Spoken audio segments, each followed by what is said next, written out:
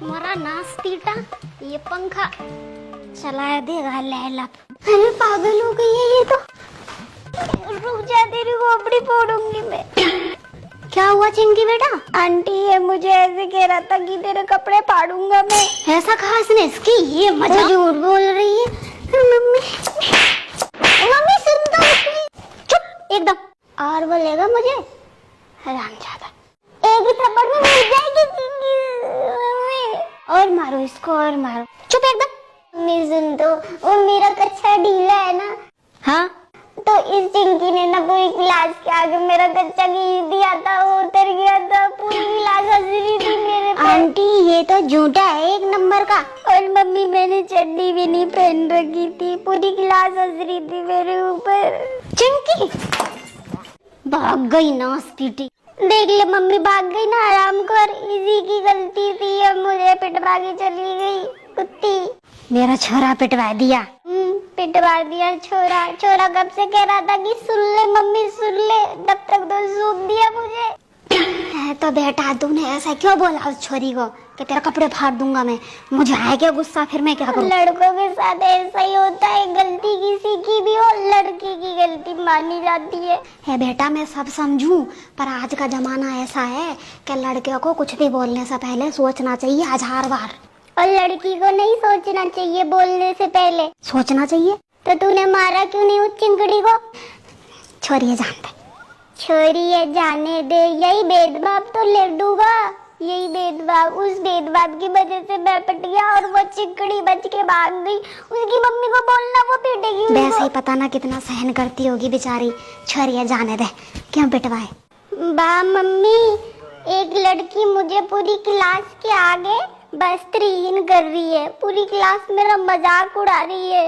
मैं ऐसे हाथ लगा के खड़ा हुए और मैंने उसको बोल दिया कि तेरे कपड़े फाड़ दूंगा, तो वो मैंने गलती कर दी। वारे विक्टिम कार्ड वाह। लड़के उतना नहीं सहते बेटा जितना छोरियां सहती हैं। छोड़ मम्मी, तो नहीं समझेगी मेरा दुख। मैं जो कह रही हूँ वो तेरी समझ में नहीं आ रहा। देख अभी एक दीदी का रेप हुआ और उसको उन लड़कों ने जान से मार दिया। छोटे कपड़े पहने होंगे उसने, इसीलिए। कोई गधाई होगा बेटा जो ये कहेगा कि छोटे कपड़ों में रेप होता। सारे कह रहे थे गांव में कि जब छोटे कपड़े पहनती है लड़कियां तभी ऐसा होता है। और बेटा जितनी लड़कियों के रेप हुए ना, उन सब ने फुल कपड़े पहन रखे। ये आज तक का रिकॉर्ड है। तो रात को बाहर गई होगी घर से, तो उसकी नाइट ड्यूटी थी, तो रात में तो वो नौकरी करने नहीं जाएगी अपनी। तो उसको किसने कहा नौकरी करने के लिए? मत कर नौकरी, घर पे रहे अपने। अच्छा घर में ही रहे, बाहर क्यों जा रही हैं? सही कह रहा है। ये तो शुरू से चलता आ ही रहा है कि छोरियां घर में ही थी पहले। अब वो जब अपना कुछ करने लगी, बाहर निकलने लगी, तो सरकार को ऐसा इंतजाम करना चाहिए ना कि लड़कियां बाहर निकलें, ना कि ये कि तुम्हारे साथ ऐसा हो रहा है इसलिए तुम तुम्हारे घर में रहो, बाहर मत निकलो। बेटा उसने डॉक्टरी की पढ़ाई के लिए कितनी रात दिन मेहनत की होगी। सोच, सपना होगा उसका ये, तो उसने कितनी लगन से पढ़ाई की होगी और वो घर में बैठ जाए इस डर से कि भैया बाहर निकलेगी रात में तो ऐसा होगा, और हो गया उसके साथ। अब कितनी लड़कियों के सपने टूटेंगे, कितने माँ बाप हैं जो अपनी छोरियों को रोकेंगे उनके सपना पूरा करने से। बता, वो जो 5-5 साल की वो मासूम होती हैं, उनकी क्या गलती है? उनने तो पूरे कपड़े पहने होते। इतनी छोटी का भी रेप हो जाता है। और तू किससे सीखा है ऐसी बातें हैं? ये छोटी छोटी सोच किसकी सोच है? तो मन चाहता हुआ ऐसे कह रहा था कि है ना, लड़की का कोई चक्कर होगा खुद का, कुछ तो गड़बड़ होगी, लड़की की गलती होगी। ऐसे तो होता ही नहीं है, पहले तो होते ही नहीं थे ऐसे पुराने टाइम में। अच्छा अभी क्यों होने लगे हैं ये सब रेप?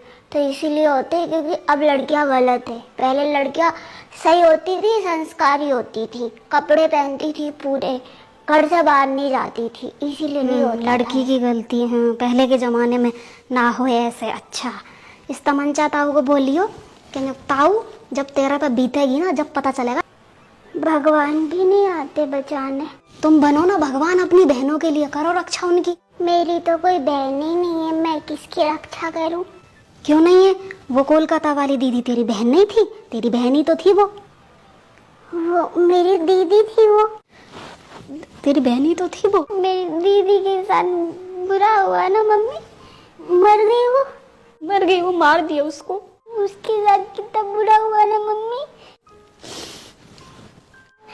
मारूंगा उनको सबको जान से, जिन्होंने उसको मारा था। मम्मी उनको फांसी भी नहीं होगी? नहीं बेटा, ऐसा कानून ही नहीं है इस देश का। अगर कानून ऐसा हो ना तो दीदियों के साथ ऐसा ना हो। क्यों हमारी सरकार उनको फांसी क्यों नहीं देती? तू बोल सरकार को कि मेरी बहन के जो भी आरोपी है ना उनको कड़ी से कड़ी सजा, सजा क्या, उनको जान से मार दो। बोल। नमस्ते सरकार जी, मेरी दीदी के आरोपियों को ना फांसी की सजा दो, जिससे कि ना आगे किसी भी दीदी के साथ ऐसा ना हो, क्योंकि ऐसा करने वाला इंसान नहीं हो सकता, वो राक्षस होता है। और सरकार जी, आपके घर में भी आपकी बहन बेटी होगी, तो बस ऐसा ना हो किसी के साथ। वो किस दर्द से गुजरी होगी उसके साथ जब ऐसा हुआ होगा। बस वो तो गई, आगे ना हो किसी के साथ ऐसा। हाथ जोड़ के विनती है आपसे, कुछ तो ऐसा करो कि ऐसा किसी के साथ ना हो।